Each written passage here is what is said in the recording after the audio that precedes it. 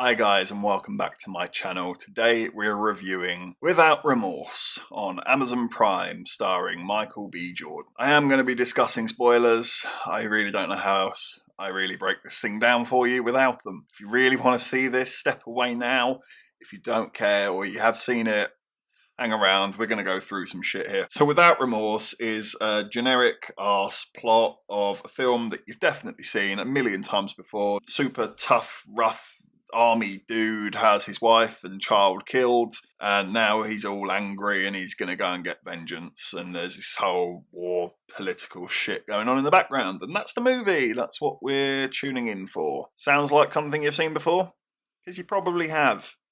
And done better. This movie is dumb, stupid, boring, dull. I mean, we can keep going. There isn't a drop of excitement in this movie. This movie is sleep medicine. Every character, every piece of dialogue, every performance is as wooden as a fucking table and just robotic, uninterested. Honestly, it got to a point where I would have cut my arm off for somebody to raise their voice. Like, just somebody emit an emotion that isn't talking through our lines. Like, this isn't the worst job we've ever had. It's like watching paint dry. It also treats its audience like you are an idiot, that you do not have any understanding of physics or how the real world actually works. There is a moment where he tracks down the guy he's after and he sees him driving away. Now he rams his tow truck into the guy he's after, pours gasoline over the car that the guy's stuck inside of, throws a match, sets the whole thing up, and you'd think Michael B. Jordan means business. He's not playing by the rules now. And they probably could have cut the scene and walked away and it'd have been fine, but instead, just to fucking call you an idiot, they decide that Michael B. Jordan then gets inside of the burning car to then have a discussion with the guy that he's trying to kill, who just gives him a name. You poured a whole jerry can of gasoline on top of it. That thing will go kaboomo in no time flat. But let's just fucking have a conversation in the back seats, why don't we? Yeah, it makes total sense. I get that he played the Human Torch, but take the piss. There's a scene where he has a fight in a prison cell. So he turns on his sink, lets the water all flush through, like I think he jams his shirt on the drain so that it floods over, and he even splashes himself with water. And I'm thinking he's doing this to make himself slippery, like so they can't grab hold of him, and maybe even make the floor slippery. Wouldn't soap have been better? Because I don't think water's actually that slippery when it's on skin. And even if it was to make the floor slippery, you're still standing on that floor. You're also giving yourself a huge disadvantage. Not only are you now fighting 20 blokes that can't stand up, but you can't fucking stand up either. You'd have been better like narrowing the doorway so that they can't all barge in at once and you can take them one-on-one. Like, at least I can see some logic in that decision. Even if it didn't ultimately work, I can at least see the guy using his brain. The writing is strange all the way through, and it is just a basic,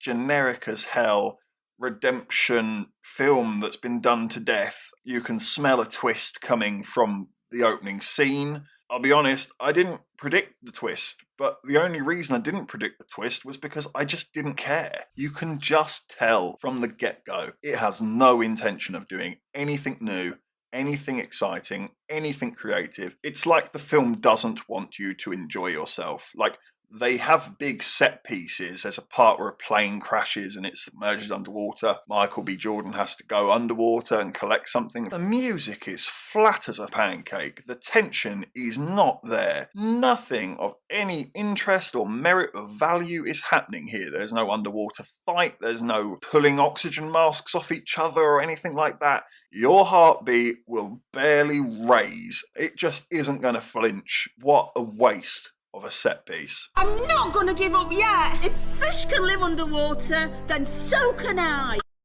Everyone involved in this should have been better. You think about things like the most obvious one that comes to my mind is John Wick. John Wick is a generic film. Someone wrongs the big tough guy with a bit of history about him, and now he's coming out of retirement to mess shit up. But John Wick succeeds because, as a vehicle, they don't just pour gasoline in and keep it moving. John Wick decides to add a bit of dynamite to it, chuck a bit of nitrous oxide into the engine. Now it's a little bit volatile, now it's a little bit dangerous, now it's a little bit scary, and you don't actually know what you're going to get out of it. The risk feels higher, and it makes the reward and the payoff so much better. There's nothing like that in this. Nothing. There's some really poor directing and editing decisions as well. Really obvious stuff. In one scene, he has an assault rifle in his hand, and he needs to jump from a balcony to a window ledge. Somewhere in the cut of him jumping from this part to that part, the rifle in his hand suddenly isn't there. He jumps with rifle in hand, he lands with 2 hands free, and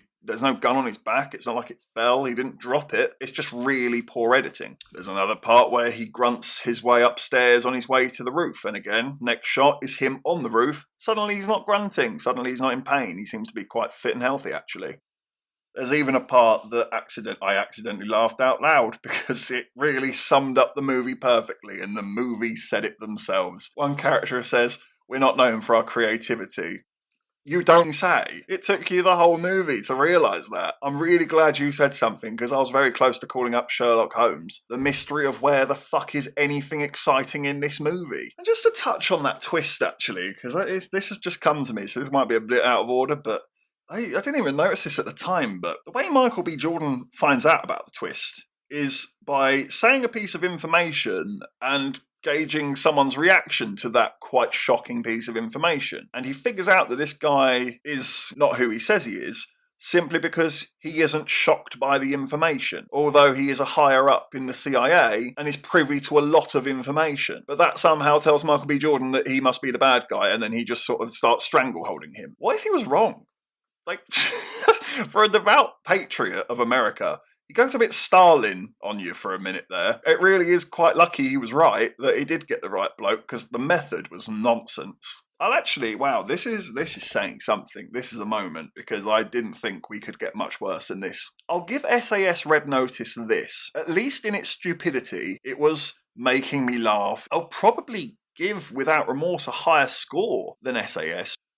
But ultimately, if you actually put a gun to my head and said, which one would you rather watch again? I'd rather watch SAS. Because like I say, this one just won't give you anything at all. Whereas SAS will at least entertain you in all the wrong ways. And it's Without Remorse that I give this movie a 3 out of 10. Thanks for watching this review. If you could leave a like, comment and subscribe, I look forward to seeing you on the next one.